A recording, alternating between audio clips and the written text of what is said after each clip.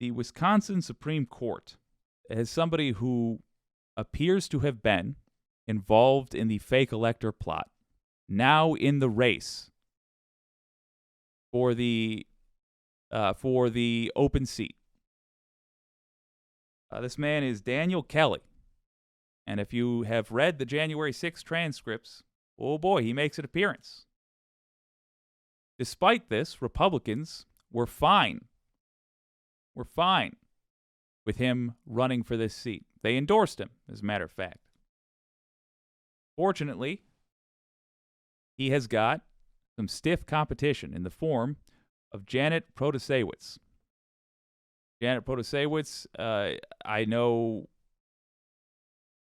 not as much about her as I'd like to. I believe she's been referred to as liberal. She, from what I have been able to glance, fairly middle of the road.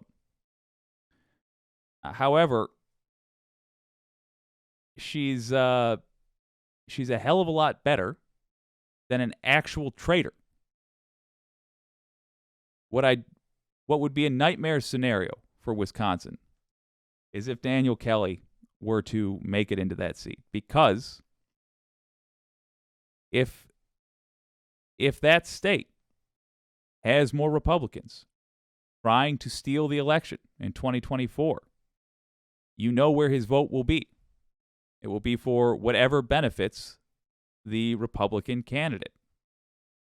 You know he does not give a damn about legality, about the will of the American people, the will of the people of Wisconsin. And he is endorsed by the people that have gerrymandered Wisconsin to death and made it darn near impossible to get a fair representation of what the people want. It doesn't bode well. Look at MSNBC discussing this matter. An election-denying ally of former President Trump is one step closer to joining the Wisconsin Supreme Court.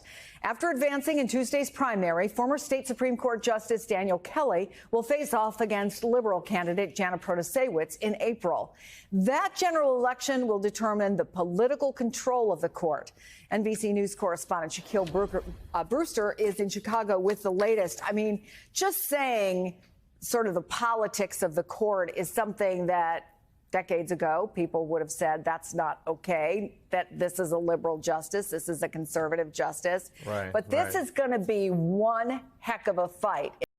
Let me just give some credit where it's due. That's a man who appreciates a good sweater. All right. Your old pal Jake likes him too. Isn't it?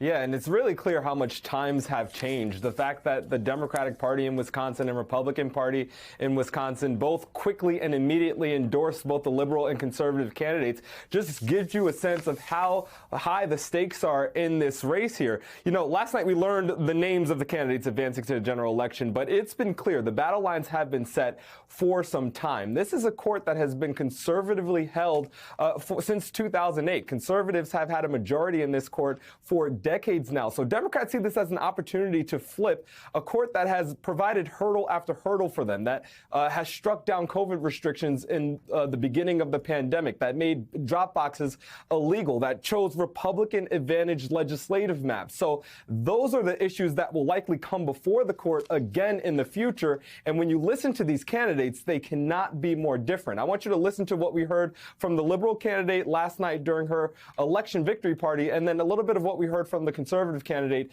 in my interview with him before the election. This is going to be good.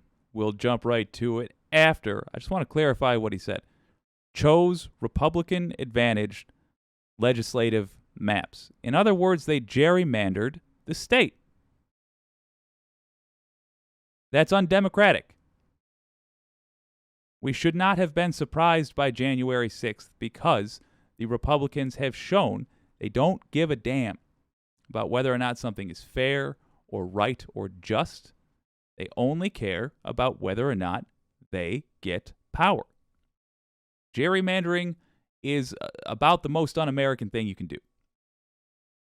That's where you give an unfair advantage to somebody to a political party by unfairly dividing up the districts.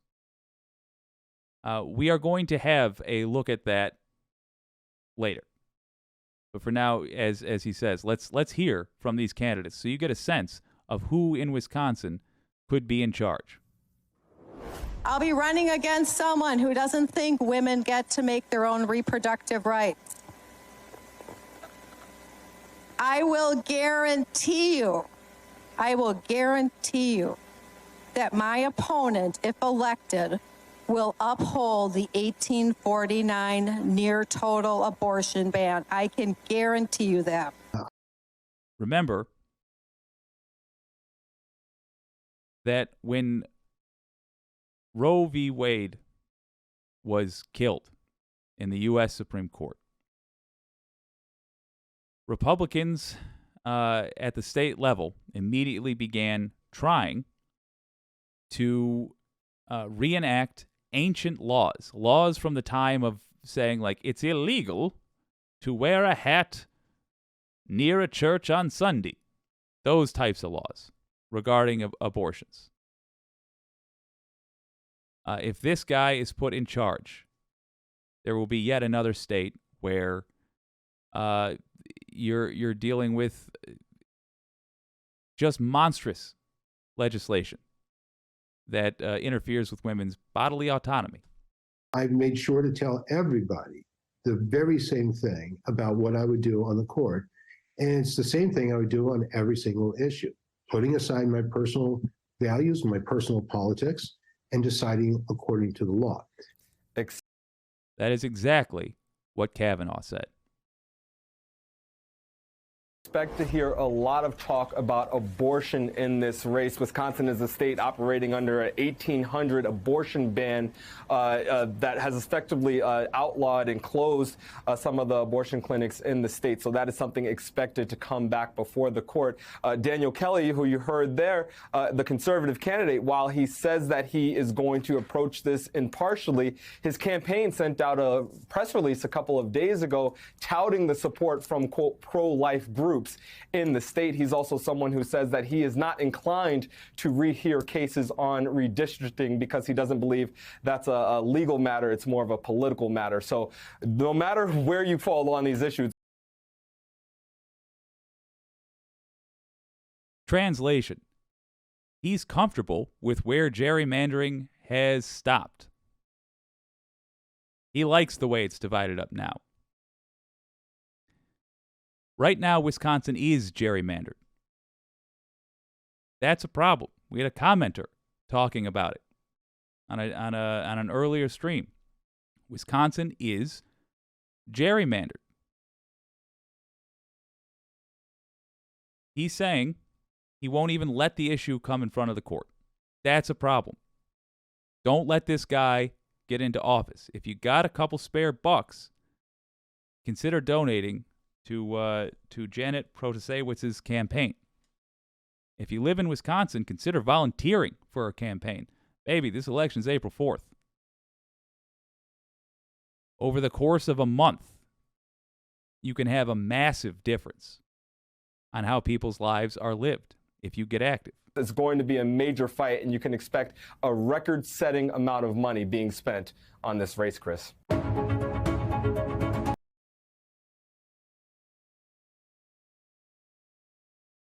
So, Bryce, Jake, we got a new setup today. I'm still getting used to it. So, if you are in Wisconsin, link in the description, do consider volunteering for Judge Janet's campaign. Now is a time where you can make a big difference in politics. I volunteered on campaigns before. Let me tell you, I don't enjoy it.